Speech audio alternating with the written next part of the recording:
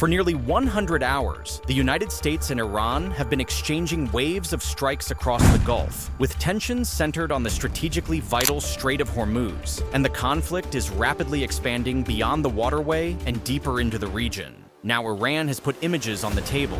The visuals released by the Islamic Revolutionary Guard Corps are satellite pictures that Tehran says capture the aftermath of one of its latest attacks on U.S. military assets in the Gulf.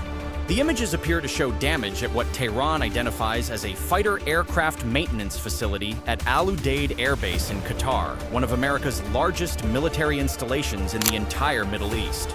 The IRGC claims the strike left behind a 25-meter wide zone of destruction, with the maintenance hangar suffering extensive damage. But that measurement remains part of Tehran's evidence file. These images are Iran's evidence, and so far, no independent damage assessment has matched Tehran's full claim. But their message is unmistakable. This time, Tehran wants the world to see. And Iran isn't stopping there. Tehran also released fresh footage it says shows drones launched toward another key American-linked installation, Azraq Air Base in Jordan. According to Iran, the operation targeted fighter jets, a large aircraft hangar, and other military equipment belonging to what it called the untrustworthy enemy.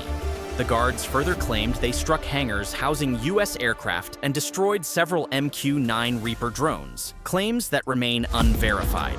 The claims were carried by Iran's semi-official Fars news agency. But the choice of target matters as much as the claim. The Reaper is the symbol of 2 decades of American drone warfare across the region. Claiming its destruction on the soil of a U.S. ally is Tehran telling Washington that the hunter can be hunted. Iranian officials say they are prepared to defend the country and have vowed that no threat against Iran will go unanswered. The rhetoric from Washington is escalating just as fast. President Donald Trump renewed his warning that the United States could target Iranian power plants and bridges unless Tehran returns to the negotiating table, and declared that the American military campaign will continue, in his words, until I say it's enough. Asked whether the strikes would expand, Trump said he was saving energy targets for last, but that they would ultimately be hit. He promised to strike very hard tonight, tomorrow night, and the night after, and warned that next week it gets really bad, with power plants and bridges on the list, unless Iran negotiates. Pause on what is being said out loud. The President of the United States is openly discussing strikes on another nation's power plants and bridges, infrastructure tied directly to hospitals, cities, and civilian life. In any other conflict, that sentence alone would dominate the world's front pages. Then came the message aimed at the entire global economy. In one of its strongest warnings yet, the IRGC declared that the Strait of Hormuz would remain shut until what it called the end of America's evils. With that statement, Tehran directly tied the fate of one of the world's most vital maritime choke points to the escalating confrontation. The stakes could hardly be higher.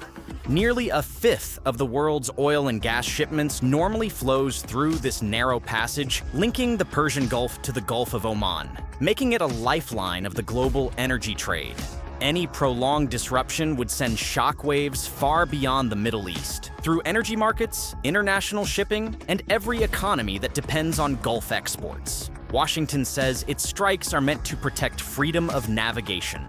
Tehran's answer is that the waterway reopens only when, in its words, America's evils end. 2 versions of the same waterway, and the world's oil caught between them. The claimed target map keeps widening. According to Iranian state television, the IRGC unleashed cruise missile strikes on a U.S. military logistics center at Mina Abdullah in Kuwait, describing the attack as its latest act of retaliation for American strikes on Iranian territory. Iran's regular army separately claimed responsibility for a drone strike on Azraq in Jordan, a sign that this campaign now runs through both branches of Iran's armed forces. And in a statement carried by state broadcaster IRGC, the guards claimed they hit the command and control center, military equipment warehouses, and fuel storage facilities used by the U.S. Navy's 5th Fleet in Bahrain, Qatar, Jordan, Kuwait, Bahrain. 4 American hosts named in a single news cycle, and each claim, verified or not, sends the same message to every capital that shelters U.S. forces. Your territory is now part of this war's map. Washington's answer came in steel. the United States confirmed it has reimposed its naval blockade on vessels traveling to and from Iranian ports and coastal areas. U.S. Central Command said the blockade took effect at 4 p.m. Eastern Time, and U.S. reports say more than 20 Navy warships and hundreds of military aircraft are now operating across the Middle East, with American forces described as vigilant, lethal, and ready. The blockade followed a fourth straight day of U.S. strikes on Iran, aimed, Washington said, at degrading capabilities allegedly used to threaten commercial shipping. Iranian media reported multiple explosions after the strikes, in Bandar Abbas in Avaz and near Sirik in Hormozgan province, though the extent of the damage remains unclear.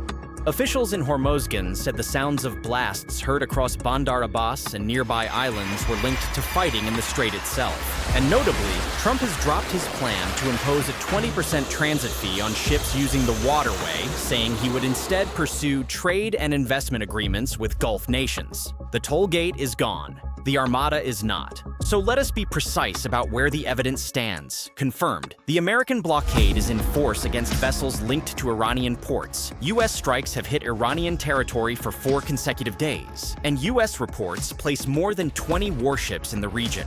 Iranian media and local officials, meanwhile, report explosions from Bandar Abbas to Avaz, claimed but unverified, the damaged hangar at Al Udeid, the burning Reapers in Jordan, the logistics center in Kuwait, and the 5th Fleet facilities in Bahrain. What makes this round different is the satellite imagery. Iran is no longer only announcing its strikes, it is publishing what it presents as proof, forcing Washington to either rebut the images or let them stand. In a war where the gap between what is announced and what can be proven has become a battlefield of its own, Tehran has just moved the fight onto visual ground. Washington has vast surveillance tools, but it has not yet publicly shown imagery that settles this claim. Step back, and the shape of this moment is unmistakable. 100 hours of continuous exchange, 4 regional hosts named on the target map, a blockade-backed, U.S. reports say, by more than 20 warships, and a strait that Tehran says stays shut until, in its words, America's evils end. The nations of the region did not choose this war, yet their skies carry its missiles, their ports feel the shockwaves of its blockade, and their economies hang on its outcome. Washington frames its campaign as the defense of free navigation, but its own blockade now decides which Iran-linked ships move and which do not, while the threat to strike power plants and bridges hangs over Iranian civilians. Iran, for its part, does not need every claim to be true. It only needs the world to believe that the Gulf cannot be pacified by force, and that the price of trying will be paid at every fuel pump on Earth. One question now hangs over every barrel of oil that leaves the Gulf. How long can the world afford a war that neither side will end? The world is watching, and so far, neither side is blinking. Subscribe to WLA for daily geopolitical analysis.